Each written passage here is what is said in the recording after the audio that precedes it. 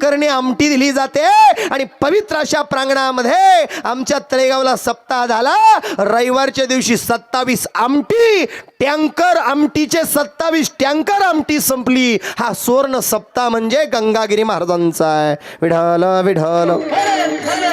अजून सांगू गंगागिरी महाराजांचं जीवन काय आहे. फार बोलता येईल. माझ्या गंगागिरी नारायणगिरी बाबा त्यांच्यावरच हरिकीर्तन करतो दररोज महाराज. पण आता आपल्याकडं थोडा वेळ राहिला आहे, 10-5 मिनटं उशिरा कीर्तन सुरू झालं म्हणून.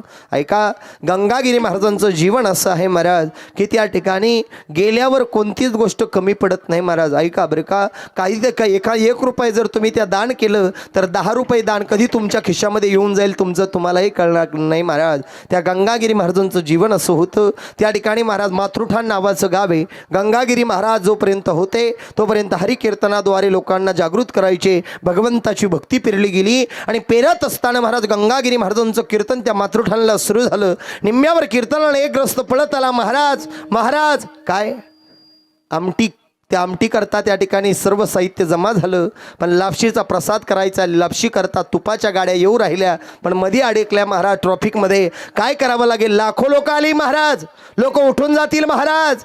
मग महाराजांनी सांगितलं एक काम करा पुराणो, एक काम करा, जेवढं पाहिजे तुपणा तेवढं माझ्या गोदावरीमध्ये जा. ती गोदावरी चारही बाजूनं त्या बेटाला विळखा घातलाय महाराज तिनं. त्या गोदावरीमध्ये गेले आणि गेल्यानंतर पोरांनी डबे भरली. कशाची, पाण्याची. ऐका, त्या कढईमध्ये टाकली गेली. अरे पाण्याचं तूप तयार झालं आणि सगळ्यांनी गर्जना केली, बोला पुंडलिक वरद हरी विठ्ठल.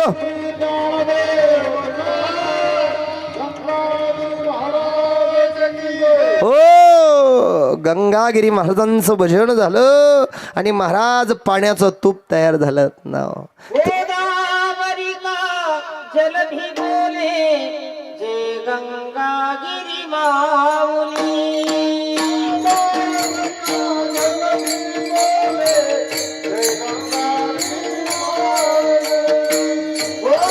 आज तुपाच्या गाडी आल्या आणि गंगागिरी महाराजांनी सांगितलं जेवढं तूप घेत पाणी आणलं ना तेवढं तुपाचे तेवढे डबे ओतून द्या म्हणे. पाण्याचं तूप आणि तुपाचं पाणी ज्यांनी केलं ते गंगागिरी महाराज होते. त्यांचा हा सुवर्ण सोहळा आपल्या या पवित्र नगरीमध्ये सिन्नर तालुक्यामध्ये सप्ताह होतो, ही भाग्याची गोष्ट आहे. चला प्रत्येकाने त्या सप्ताहाला 2 मिनटं कवायना आपली हजेरी लावा महाराज. लय गोड सोहळा आहे. आज या कुटुंबातून बाप गेलाय महाराज. सजन दादा, सदाशिव पाटील बुचकुल दादा आपल्यातून निघून गेलेले आहे. 3 लेकराची सावली गेली. मायेचा आधार, मायेचा त्या ठिकाणी महाराज लेकरावरचं प्रेम जिव्हाळा असणारी आमची भीमाबाई आई साहेब आहे. त्याचबरोबर धर्मपत्नी रुक्मिणीताई आहे. या कुटुंबातून दादा निघून गेले. सजन दादा, कुटुंब हे पुरकं झालेलं आहे महाराज.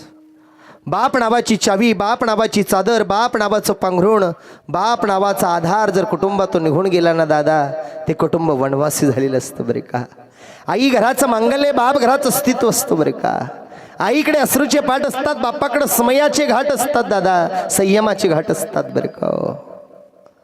बाप हा रडताना कधी बघायला भेटत नाही. आई सर्व कवित्री रंगवतात, बाप त्या ठिकाणी महाराज कधीच रंगवता आला नाही. आई चित्रपटात दिसली, आई कवितेत दिसली, आई पुस्तकामध्ये दिसली, पण बाप कधीच कोणाला दिसला नाही. अरे तो बाप कष्ट करत नाही का. जीवन आपल्या कुटुंबाकरता सर्व काही खर्च करतो तो बाप असतो दादा. आज ही 3 पोरं, सोमनाथ दादा, देवानंद दादा, सतीश दादा, ही लेकरं ही बापा वाचून त्या ठिकाणी पुरकी झाली दादा. ज्याला हात नाही त्याला विचारा हाताची किंमत काय आहे. ज्याला पाय नाही त्याला विचारा पायाची किंमत काय आहे. ज्याला डोळा नाही त्याला विचारा डोळ्याची किंमत काय आहे. तशा लेकरांचा आधार गेलाय बापाचा. अरे विचारा माई बाप त्या लेकरांना, अरे बाप गेल्याचं दुःख काय आहे. सोडून गेले बाबा आम्हा लेकरांना. सोडून गेले बाबा आम्हा लेकरांना. बाबा बाबा बाबा म्हणू मी कुणाला. बाबा बाबा बाबा म्हणू मी कुणाला.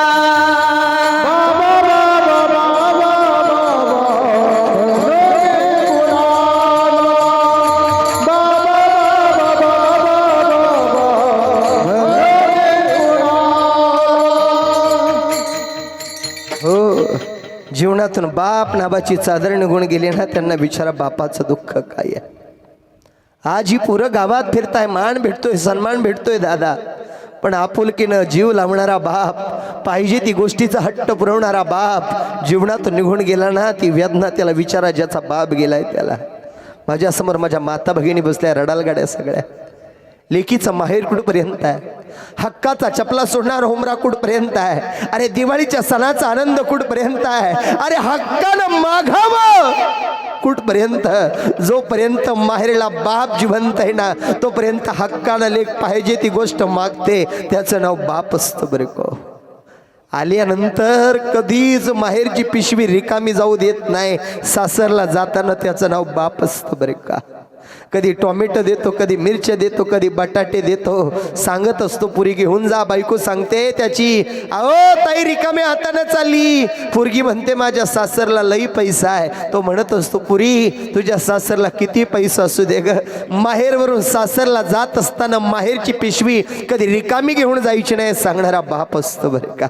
अरे दाढीचा साबण संपला असेल तर आंघोळीच्या साबणीनं दाढी करतो दादा, तो बाप असतो. आयुष्यामध्ये फाटलेलं बनेल अंगावर घालतो, पण लेकरा करता नवे नवे कपडे घेतो ना, तो बाप असतो बरे का. जीवनामध्ये खिशात 1 रुपया नसला तरी पुरीनं पोरानं खाऊ मागितला तर 4 जणांच्या मित्राच्या पायावर डोकं ठेवतो आणि येताना खाऊची पिशवी भरून आणतो ना, तो बाप असतो बरे का.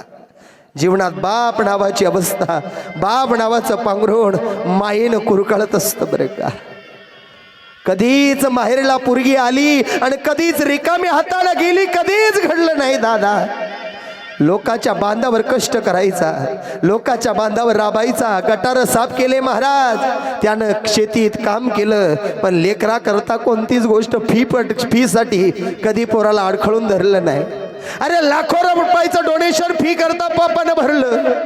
अरे एका तर बापानं स्वतःची किडनी विकली, पण पोराला माहित नव्हतं. अरे किडनी काढता काढता बापाचा मृत्यू झाला. शेवटपर्यंत 10वी बापाचा मृत्यू का झाला माहीत झालं नाही. पण ज्या वेळेला पत्र डॉक्युमेंटने आलं हॉस्पिटलचं की आम्ही बापाची सही घेऊन डॉक्युमेंट त्या ठिकाणी तुमच्याकडे सुपूर्त करतोय, बापाची किडनी बापाची सही घेऊन केली आहे म्हणून काढली आहे महाराज.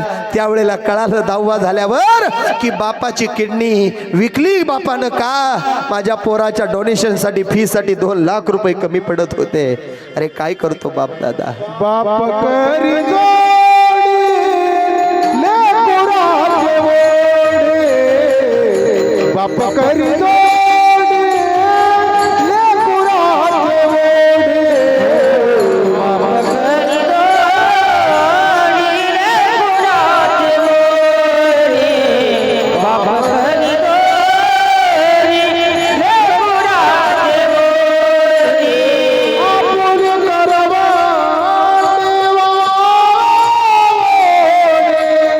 आपण करवा देवा आपण गुरवा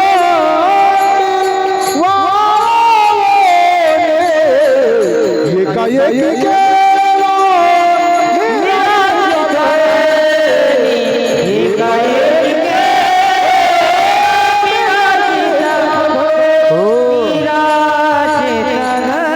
काय करतो बाप सांगू तुम्हाला, एका मिनिटामध्ये सांगतो ऐका दादा.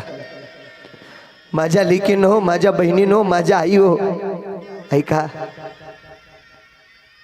बाप काय करतो सांगेल तुम्हाला. तुमचं लग्नाचा प्रसंग आठवा. अरे शेजारच्या ताईला शॉकेज दिलं म्हणून तुम्ही म्हटला बापाला, बाबा मला पण असं शॉकेज घेणार, काळजी करू नको पुरी. हा बाप हाडाचं पेन करून रक्ताची शाई करून काबड कष्ट करेल पुरी, पण तुझ्या करता नवं नवं कपाट, नवं नवं फ्रीज, नवं नवं शॉकेज घेईल. ही जिद्द मुलीच्या समोर ठेवतो तो बाप असतो. आयुष्यात कधी चुकला नाही, कधी हादरला नाही, घाबरला नाही, कधी रडला नाही. पण ज्या दिवशी तुमचं लग्न लागलं ना, अरे डसा डसा गुरा ढोरावणी रडला तुमचा बाप. अरे का रडला माहिती आहे? त्याच्यावर कर्ज झालं म्हणून नाही रडला शंभू दादा, कर्ज झालं म्हणून नाही रडला. अरे त्याच्यावरती पैसा देण्याचा बोजा झाला म्हणून नाही रडला.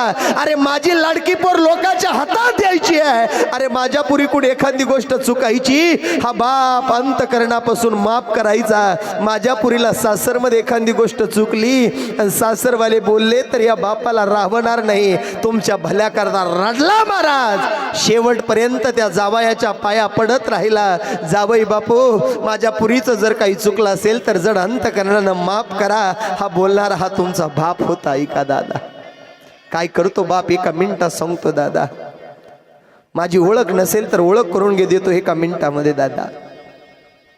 बाप किती पवित्र असतो सांगू, बाप किती कणवाळू असतो सांगू. मी एका बापाचा लेक आहे दादा, एका आईचा लेक आहे म्हणून तुम्हाला सांगेल बाप किती पवित्र असतो दादा. या नारदाच्या गादीवरती मी उभा आहे दादा. मी एका लाल दिव्याच्या गाडीमध्ये वन खात्यामध्ये वन अधिकारी पदावर पोहोचलेला महाराज आहे दादा. लाखो रुपयाचा पगार मला होता. फक्त माझ्या बापा करता माझ्या आई करता ही गादी निवडली, नाही तर मी या गादीवर नसतो दादा. एका मोठ्या पोस्टवर कामाला लागलो होतो दादा. आजही अंथरुणात झोपलेली आई, अंथरुणात झोपलेला बाप आहे. एवढा मोठा पोरगा झाला पण अजून सुद्धा बाप मायेनं मार्गदर्शन करतो. पोरा, जाताना गाडी हळू चालवत जा, गाडीवर जाताना अर्धा तास लवकर निघत जा, काळजीनं घरी येत जा. आजारी बाप तुझी वाट बघतो रे लेकरा मायेनं, जेवायला लवकर घरी ये. आजही बाप म्हणतो का माहिती आहे, पोरग चांगल्या रस्त्यानं जावं, पोराचं चांगलं नाव निघावं, ही जिद्द जर कोणाची असते ती बापाची असते दादा. माझं काम झालं माई बाप लाल दिव्याच्या गाडीमध्ये, पास झालो, पेपर पास झालो, गावाला पेढे वाटले, आनंद झाला. आनंद माझ्या बापाच्या डोळ्यावर दिसत होता, माझ्या माईच्या डोळ्यावर दिसत होता. पण समोर पाहिलं तर बाप एका कोपऱ्यात जाऊन ढसा ढसा रडत होता. बापाजवळ गेलो आणि बापाच्या पाया पडलो. बापानं रागवून माझ्याकडे 1 मिनिटभर पाहिलं, परत मिठीत घेतलं आणि जीव जवळून मला बोलला, माझा बाप, पोरा जा बर का कामावर. आमच्या गावचा ज्ञानेश्वर म्हस्के, मी आणि आमचा एक अमोल भागवत म्हणून भागवतवाडीचा पोरगा, मी 3 जण लागलो दादा कामावर. तो पोरगा माझ्या घरी आला, दादा आवरलं का? नाही यायचं मला. का? माझा बाप नाही येऊ देत म्हटलो. आई भगवती महालक्ष्मीचं दर्शन घेतलं आणि बापाजवळ गेलो. जाऊ का हो? समोर लाखो रुपयाचा पगार दिसत होता आणि इकडे लाखो रुपये खर्च करून सुद्धा परत माईबाप भेटणार नाही, ती माय आणि बाप मला दिसत होता. बाप म्हटला, पोरा जा तू, पण ऐक राजा, लाखो रुपयाचा बंडल कायम पाशील, पण एकदा का या मायबापाची माती झाली ना, हे मायबाप देवा घरी गेले ना, परत आयुष्यात लाखो रुपये खर्च करून तुला मायबाप कधीच भेटणार नाही. राजा जा, जा पोरा जा. हातातली पिशवी खाली टाकली आणि बापाला कडकडून मिठी मारली. आजही घरातून निघालो ना, अरे आपुलकीनं बाप मला कायम म्हणत असतो, पोरा काळजी घे. बापजी महाराज मगर बाबा माझ्याशी दररोज असतात. रात्री 12:30ला येऊ द्या, नाही तर 1ला जाऊ द्या दादा, पण अंथरुणातून वाट पाहतो तो माझा बाप आहे, माझी माय दादा. आले आले आम्ही एकदा आता 8-10 दिवसापूर्वी 2:30 वाजता घरी आलो मगर बाबा. 2:30 वाजता आलो आणि 2:30 वाजता माझी गाडी घराकडे वळाली. गाडी घराचा दरवाजा उघडाच होता, लुटून घेतलेला होता. दरवाजा उघडला आणि अंथरुणातून बाप बाहेर आला, आई बाहेर आली.